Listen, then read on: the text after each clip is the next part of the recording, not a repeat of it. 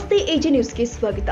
ರಾಜ್ಯದಲ್ಲಿ ಸಿದ್ದರಾಮಯ್ಯ ಅಧಿಕಾರಕ್ಕೆ ಬಂದ ನಂತರ ಇದಕ್ಕಿಂತ ಭಿನ್ನ ನಿರೀಕ್ಷೆ ನಮಗಿರಲಿಲ್ಲ. ಕಾಂಗ್ರೆಸ್ ಒಂಥರ ಮುಸ್ಲಿಂ ಪಾರ್ಟಿಯಾಗಿ ನಿರ್ಮಾಣಗೊಂಡಿದೆ. ಅವರಿಗೆ ಕಾನೂನಿನ ಮೇಲೆ ವಿಶ್ವಾಸವಿಲ್ಲ ಎಂದು ನಮೋ ಬ್ರಿಗೇಡ್ನ ಚಿಂತಕ ಚಕ್ರವರ್ತಿ ಸುಲಿಬೆಲೆ ಹೇಳಿದ್ದಾರೆ. ಶನಿವಾರ ಬೆಳಗಾವಿಯಲ್ಲಿ ಸುದ್ದಿಗಾರರೊಂದಿಗೆ ಮಾತನಾಡಿದ್ರು. ಸಿದ್ದರಾಮಯ್ಯ ಅವರಿಗೆ ಕಾನೂನು ಹೇಳಿದನ್ನ ಒಪ್ಪಿಕೊಳ್ಳುವಂತಹ ದಾವಂತವೂ ಇಲ್ಲ. ಹೇಗಾದ್ರೂ ಮಾಡಿ ಮುಸ್ಲಿಂ ಮತಗಳನ್ನ ತಮ್ಮತ್ತ ಸೆಳೆಯುವುದೇ ಅವರ ತಂತ್ರವಾಗಿದೆ. ಈ ಕಾರಣಕ್ಕೆ ಕಾಂಗ್ರೆಸ್ ಮುಸ್ಲಿಂ ಪಾರ್ಟಿಯಾಗಿ ಮಾರ್ಪಟ್ಟಿದೆ ಅಂತ ಹರಿಹಾಯ್ದ್ರು. ನಾವು ಶಿಕ್ಷಣ ನೀತಿ ಸಮಾನತೆ ಇರಬೇಕು ಅಂತ ವಸ್ತ್ರ ಸಂಹಿತೆ ಜಾರಿ ಇದೆ. ಹಿಜಾಬ್ ಹಾಕಿಕೊಂಡು ತಿರುಗೋದನ್ನ ಪಿಎಫ್ಐ ಮಾಡಿದ್ರು. ಪಿಎಫ್ಐ ಬೆಂಬಲಿಗರಿಂದ ಹಿಂದೆ ಸಿಎಂ ಸಿದ್ದರಾಮಯ್ಯ ಅವರ ಕೇಸುಗಳನ್ನ ತೆರವು ಮಾಡಿದ್ರು. ಈಗ ಸಿಎಂ ಸಿದ್ದರಾಮಯ್ಯ ಅಧಿಕಾರಕ್ಕೆ ಬಂದ ಬಳಿಕ ಹಿಜಾಬ್ ನಿಷೇಧ ತೆರವು ಮಾಡಿದ್ದಾರೆ. ಬಹಳ ದುರಂತಕಾರಿ ಸಂಗತಿ ಇದು ಅಂತ ಹೇಳಿದ್ರು. ಕೇಂದ್ರದಲ್ಲಿ ಪ್ರಧಾನಿ ಮೋದಿ ಅಧಿಕಾರಕ್ಕೆ ಬಂದ ಬಳಿಕ ತ್ರಿಬಲ್ ತಲಾಖ್ ಹಿಂಪಡೆದ್ರು. ಹಿಜಾಬ್ ತರಗತಿಯಲ್ಲಿ ಬೇಡ ಅಂತ ಹೇಳಿದ್ರು. ಈಗ ಕಾಂಗ್ರೆಸ್ ಅವುಗಳನ್ನ ಜಾರಿಗೊಳಿಸಿ ಮುಸ್ಲಿಂ ಹೆಣ್ಣು ಮಕ್ಕಳಿಗೆ ಶಿಕ್ಷೆ ಕೊಡ್ತಾ ಇದ್ದಾರೆ. ಸಿಎಂ ಸಿದ್ದರಾಮಯ್ಯ ಮುಸ್ಲಿಂ ಸಮುದಾಯಕ್ಕೆ ಮಾಡ್ತಾ ಇರುವ ಅನ್ಯಾಯ ಇದು ಅಂತ ಕಿಡಿಕಾರಿದ್ರು. ಹಿಜಾಬ್ಗೆ ಅನುಮತಿ ನೀಡಿದರೆ ಕೇಸರಿ ಶಾಲು ಧಾರಣೆಗೆ ಅನುಮತಿ ಕೊಡಿ ಎಂಬ ಬೇಡಿಕೆ ವಿಚಾರಕ್ಕೆ ಉತ್ತರಿಸಿದ್ರು.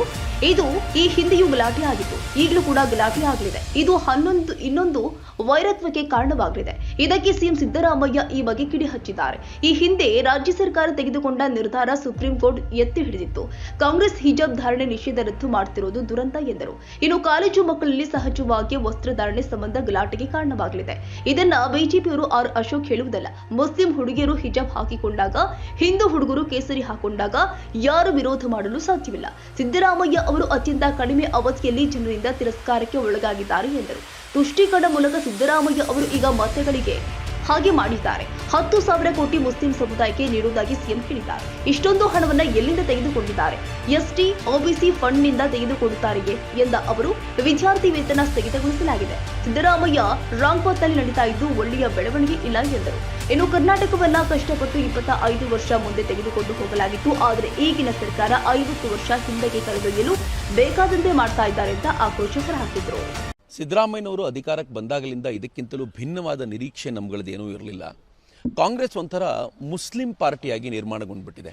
ಅವರಿಗೆ ಕಾನೂನಿನ ಮೇಲೆ ವಿಶ್ವಾಸ ಇಲ್ಲ, ಅಥವಾ ಕಾನೂನು ಹೇಳಿದ್ದನ್ನು ಒಪ್ಕೋಬೇಕು ಅನ್ನುವಂಥ ಯಾವುದೇ ಧಾವಂತವೂ ಇಲ್ಲ, ಅಥವಾ ಒಟ್ಟಾರೆ ಅವ್ರಿಗಿರೋದು ಒಂದೇ ಏನು ಅಂತಂದರೆ ಹೇಗಾದರೂ ಮಾಡಿ ಮುಸ್ಲಿಂ ವೋಟ್ಸನ್ನು ತಮ್ಮದಾಗಿಸ್ಕೊಳ್ಬೇಕು ಅನ್ನೋ ದೃಷ್ಟಿಯಿಂದ ಕಾಂಗ್ರೆಸ್ ಒಂದು ಮುಸ್ಲಿಂ ಪಾರ್ಟಿಯಾಗಿ ಪರಿಣಮಿಸಿದೆ. ಸುಮ್ಮನೆ ಹೇಳಬೇಕು ಅಂತಂದರೆ, ನಾವು ಶಿಕ್ಷಣ ವ್ಯವಸ್ಥೆಯನ್ನು ರೂಪಿಸಿರೋದು ಹೇಗೆ ಅಂತಂದರೆ, ಕಳೆದ ಅನೇಕ ವರ್ಷಗಳಿಂದ ಸ್ವಾತಂತ್ರ್ಯ ಬಂದಲಾಗಾಯಿತು ನಾವು ಹೆಂಗೆ ಮಾಡಿದ್ದೀವಿ ಅಂತಂದರೆ, ಅದು ಸಾರ್ವತ್ರಿಕವಾಗಿರಬೇಕು, ಎಲ್ಲರೂ ಈಕ್ವಾಲಿಟಿಯನ್ನು ಅಲ್ಲಿ ತೋರಿಸುವಂತಾಗಬೇಕು, ಜಾತಿ ಮತ ಪಂಥಗಳನ್ನು ಮೀರಿ ಶಿಕ್ಷಣವನ್ನು ಕೊಡುವಂತಾಗಬೇಕು ಅನ್ನೋ ದೃಷ್ಟಿಯಿಂದ ಎಲ್ಲವನ್ನೂ ವ್ಯವಸ್ಥೆ ಮಾಡಿಕೊಂಡಿದ್ರೆ. ಅದಕ್ಕೋಸ್ಕರವೇ ಒಂದು ವಸ್ತ್ರ ಸಂಹಿತೆಯನ್ನು ಜಾರಿಗೆ ತೆಗೆದುಕೊಂಡು ಬಂದು ಆ ವಸ್ತ್ರ ಸಂಹಿತೆ ಅಡಿಗೆ ಎಲ್ಲರೂ ಸಮಾನವಾಗಿದ್ದಾಗ ಈ ಹಿಂದೆ ಹಿಜಾಬ್ ಹಾಕೊಂಡು ತಿರುಗಾಡುವಂಥ ಗಲಾಟೆಯನ್ನು PFI ಶುರು ಮಾಡ್ತು. ಆ PFI ಬೆಂಬಲಿಗರಾಗಿದ್ದಂಥ ಸಿದ್ದರಾಮಯ್ಯನವರು ತಮ್ಮ ಅವಧಿಯಲ್ಲಿ PFIನ ಕೇಸುಗಳನ್ನೆಲ್ಲ ತೆಗೆದಿದ್ದಂಥ ಸಿದ್ದರಾಮಯ್ಯನವರು ಈಗ ಅಧಿಕಾರಕ್ಕೆ ಬಂದೊಡನೆ ಯಾವುದನ್ನ PFIನವರು ಒಂದು ಗಲಾಟೆಯಾಗಿ ಶುರು ಮಾಡಿದ್ರು ಅದಕ್ಕೆ ಮತ್ತೆ ಬೆಂಬಲ ಕೊಟ್ಟಿದ್ದಾರೆ. ಇದು ಬಹಳ ದುರಂತಕಾರಿ ಸಂಗತಿ ಅಂತ ನನಗನ್ಸುತ್ತೆ. ಮತ್ತು ನನಗಿರೋದೇನು ಬಹಳ ಬೇಸರದ ಸಂಗತಿ ಅಂತಂದರೆ, ಕಾಂಗ್ರೆಸ್ ಬಂದಾಗಲೆಲ್ಲ ಮುಸಲ್ಮಾನರನ್ನ ಏಜ್ ಓಲ್ಡ್ ಟ್ರೆಡಿಷನ್ಗೆ ವಾಪಸ್ ತಳ್ಳುತ್ತೆ. ನರೇಂದ್ರ ಮೋದಿಯವರು ಬಂದು ಈ ದೇಶದಲ್ಲಿ ಮುಸಲ್ಮಾನರ ವಿರುದ್ಧ ಇದ್ದಂಥ ಅಥವಾ ಹೆಣ್ಮಕ್ಳ ವಿರುದ್ಧ ಇದ್ದಂಥ ಟ್ರಿಪಲ್ ತಲಾಖನ್ನು ತೆಗೆದ್ರು. ಅವರಿಗೆ ಸ್ವಾತಂತ್ರ್ಯವನ್ನು, ಸ್ವಾಭಿಮಾನವನ್ನು ತುಂಬುವಂಥ ಪ್ರಯತ್ನ ಮಾಡಿದರು. ಹಾಗೆ ಇಲ್ಲಿ ಕೂಡ ಕರ್ನಾಟಕದಲ್ಲಿ ಹಿಜಾಬನ್ನು ನಿಷೇಧ ಮಾಡಿ, ಹಿಜಾಬನ್ನು ನೀವು ಕಾಲೇಜಿನ ಒಳಗೆ ಬಂದ ಮೇಲೆ ತೆಗೆದುಬಿಡಿ, ಅದನ್ನು ಹೊರಗಡೆವರೆಗೂ ಇರಲಿ ಅನ್ನುವಂಥ ಪ್ರಯತ್ನವನ್ನು ಮಾಡಿದರು. ಆದರೆ ಈಗ ಮತ್ತಿವನ್ನೆಲ್ಲ ತರೋ ಮೂಲಕ ಆ ಹೆಣ್ಣು ಮಕ್ಕಳಿಗೆ ಆ ಶಿಕ್ಷೆಯನ್ನು ಕೊಡ್ತಿದ್ದಾರಲ್ಲ, ಅದು ಸಿದ್ದರಾಮಯ್ಯನವರು ಮುಸಲ್ಮಾನರಿಗೆ ಮಾಡ್ತಿರುವಂಥ ಅನ್ಯಾಯ ಅಂತ ಮುಸಲ್ಮಾನರು ಅರ್ಥ ಮಾಡ್ಕೋಬೇಕು ಅಂತ ನನಗನ್ಸುತ್ತೆ.